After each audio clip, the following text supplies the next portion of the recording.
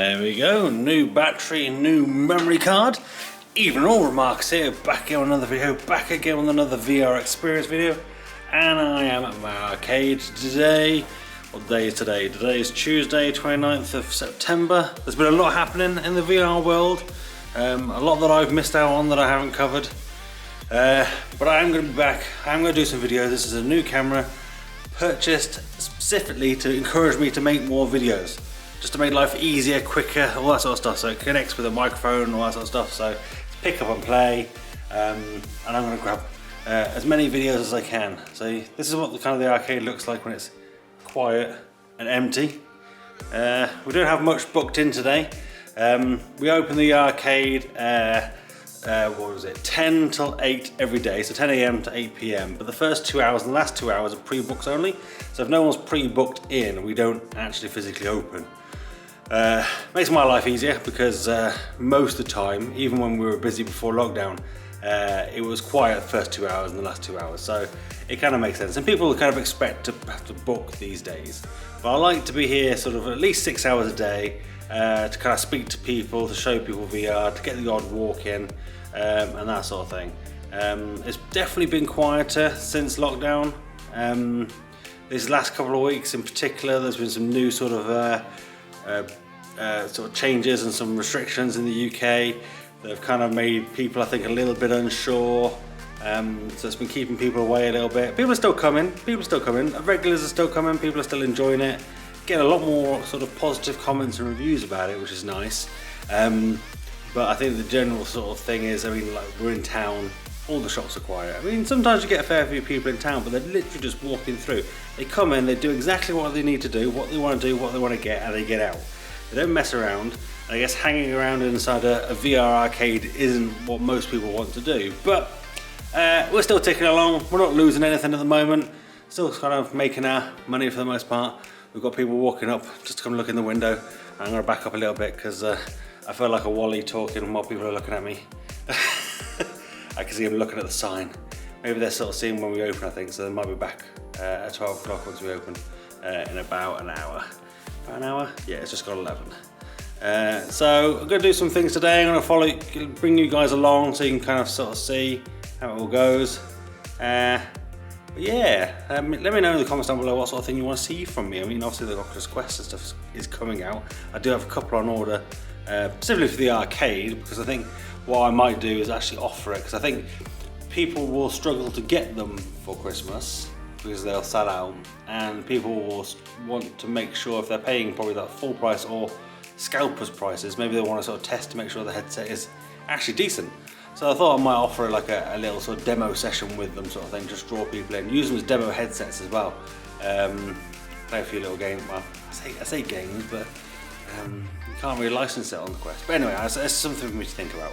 There's definitely some content we can license, some room scale games where we can sort of use the space over here. So it should be interesting, and obviously follow along if you want to kind of see how all that sort of stuff works, because it's something I've got original Quests as well to use, and they'll work just fine. But let me crack on and get some stuff set up.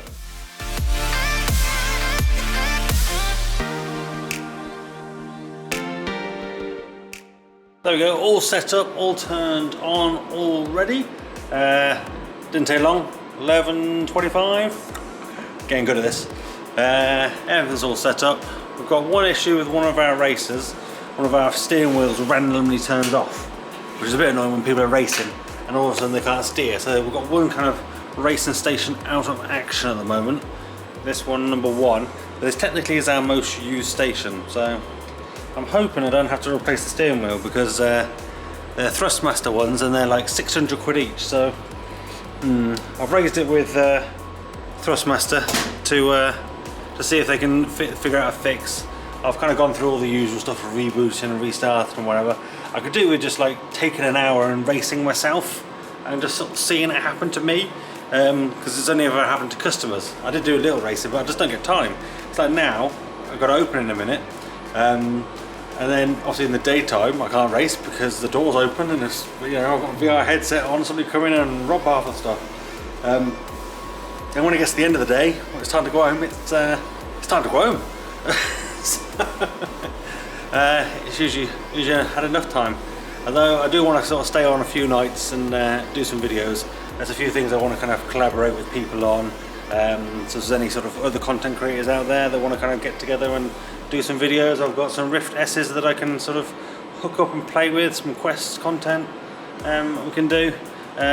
What else has anything changed in here since the last time we did the video? We had the one-way system. I've done those, haven't we? I think I've sort of said, I don't know if I said about this machine here, this new. This was a bargain. This was, well, it was meant to be like £2.5 like a ball pushing machine where you sort of collect balls and push them on the hole and you get a little prize. It was meant to be like £2.5, but it's second hand and whatever, and it was only like 300 quid, so I was like, alright, go on then. I had a little bit of space, trying to maximise the amount of space. Oh, and this as well. Coffee machine, hey! Don't know why we never had a coffee machine to start with. Now we do. Only £1.50 a coffee, but what my thought is that, you know, parents might come in. I can't imagine them ever making a lot of money on coffee. Parents might want to come in, watch their kids play, but have a coffee, and that might encourage them to come a bit more often. If they know they can kind of just, maybe they've been in town, want a little relax, they can kind of sit on the sofas while their kids play and have a coffee or tea or hot chocolate or whatever. That was my thought. I wasn't expecting to make a lot of money from coffee, but make our money back from coffee is the main aim, I'd say.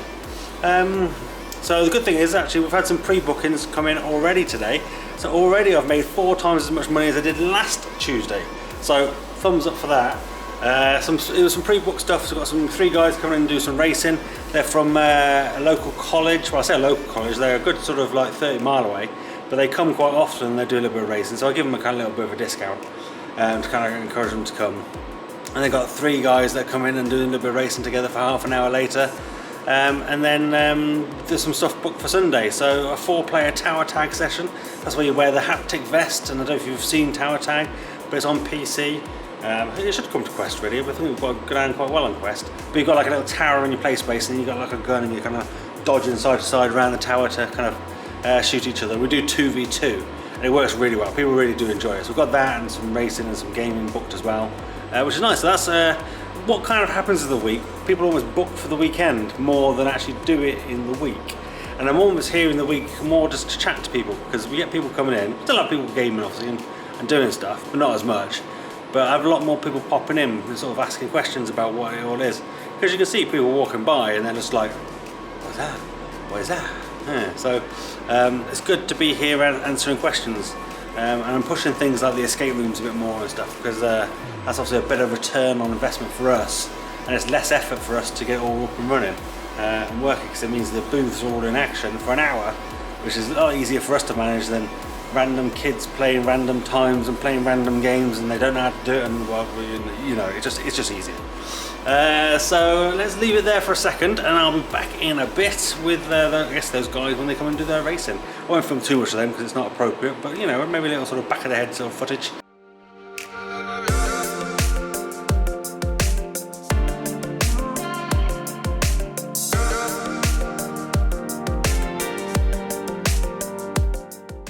Close the door for a minute. So those 3 came in to do the racing from that college, that sort of local college. Fine, did the racing. Just at the same time, 3 traveller kids, shall we say, came in. 1 did the racing, 2 did the gaming, and oh my god, those traveller kids. They're just like constantly talking over each other, over and over and over again. And then a guy came in for a go on a roller coaster, and the girl he's with tricked him into doing the gyro swing instead, which swings you up in the air and spins you around.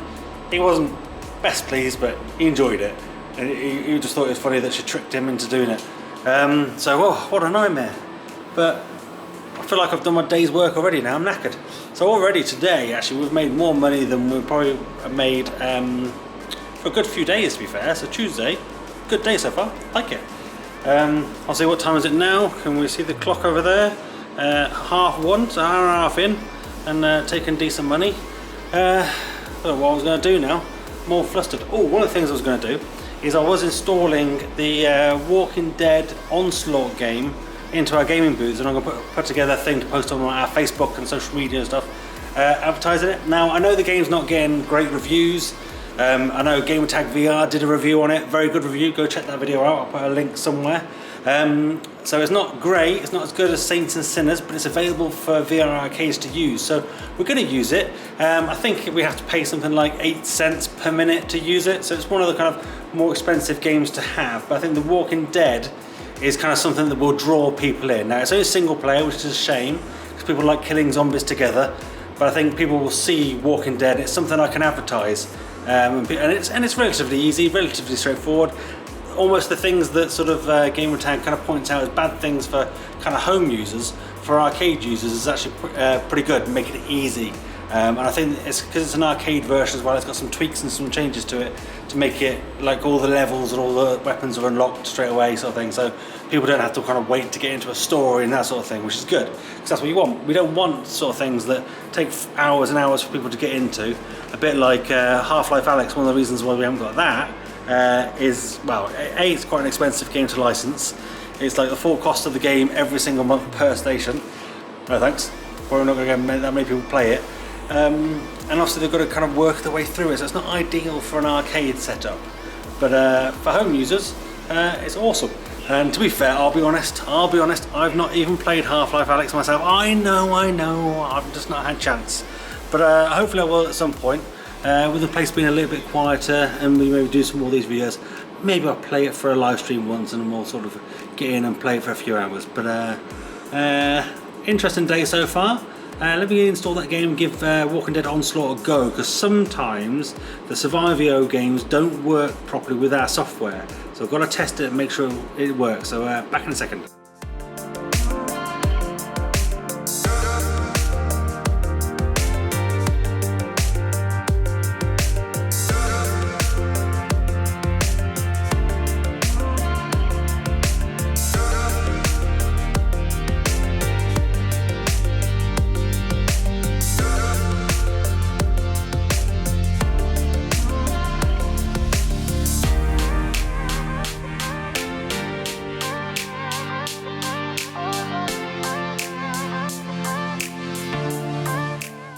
Oh, and just as I was trying to test that game, we've got 2 people coming in for some gaming. So Pistol Whip and Gorn.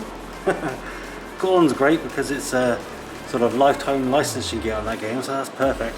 And Pistol Whip, we have to pay per minute on that one, but people love it, people enjoy it. I think it's kind of like one of the most popular games. And I really enjoy it, it's one of my favourite games, to be honest. I don't know if you can hear me properly through this face mask, but this is what a face mask looks like with a giant beard underneath. So that's all we'll kick off. I was testing Walking Dead Onslaught and it wasn't really working very well. I've got to wait for the guys who do the arcade software to update something to see if it works. But at the moment it doesn't launch properly. Or we can't press the menu button to put it in a list of games. So at the moment we might not be able to use it, but I'll report back and so let you know.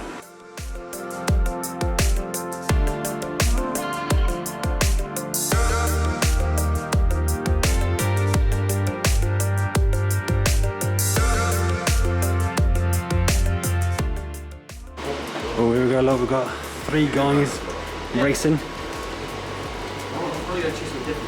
Gets very competitive. Don't talk too loud, don't want them to hear me. I'm twitching so much, You see, he's in 4th, 5th, and 6th. And then the 3 AI chairs, and 1st, 2nd and 3rd. But that's our first race, they're just getting used to it. People always like a little bit of lunchtime racing. I say lunchtime, it's like 3 o'clock now, but today's turned out to be quite a good day for sort of custom and people coming in. We had the 2 guys gaming earlier. You know, that's 2 hours worth of gaming they did, an hour each. These guys are doing half an hour racing each, so you know, it's all working out quite well for us today. I'm actually quite pleased.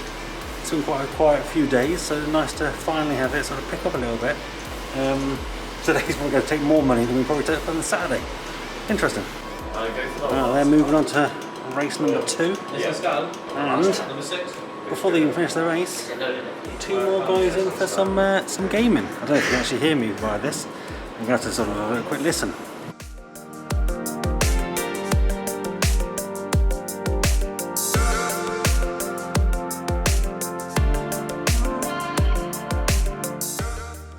I just checked and you could hear me, that's good. So these guys are about to start their race. They're on a rolling start. in some Nissan Skylines Oh, you can actually see him shit. on the Daytona sort of circuit track. I just haven't started it. It's a rolling start. Yeah. And they're off. Boogity, boogity, boogity. Does anybody get that reference? These guys playing Vet Room. I can actually do this now. How do you move? You press like the A or the X button. Gives you like the little teleport. Yeah. And if you go through the same door together, you do the same mission together. Like in Vet Room, we've got our very own sort of personal campfire area where it automatically puts them into the same games together, so you automatically join. Works very well. So today's turning out quite well. I'm enjoying today. There's lots of people, walking by. You know, a lot of people watching the sort of video in the window. I like that. I like that. I did have another quick go try and get the Walking Dead game to work, but unfortunately it doesn't. That's the thing where, because we use Oculus Rift S headsets, when you play the games with the software, it tries to boot the Oculus SDK version rather than the Steam SDK version, and that causes an issue with some games. If they prioritise the Oculus SDK, even for a Steam game, it resets it. It doesn't allow us to work properly. So when in our sort of setup, when they press a menu button, it brings up the list of games. That list of games doesn't come up. So people need to, when they create their games, make the Steam SDK the priority, and that'll work for us. There's quite a few games we can't even use because of that issue. We have to use a system, the Revive, to basically kind of get past it. And for some games, it actually makes them crash and they don't work. So developers, please, please, please, if it's a Steam game, prioritize the Steam SDK. Thank you.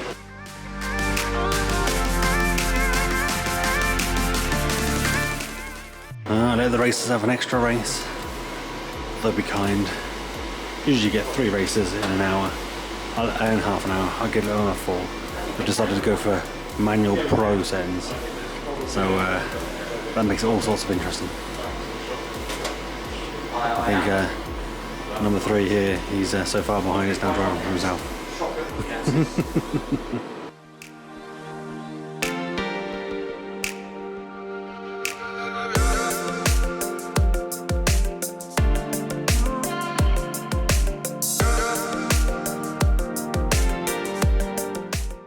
Now they've gone, it's time to get the alcohol wipes out, off the lenses, and give them a bit of a clean down.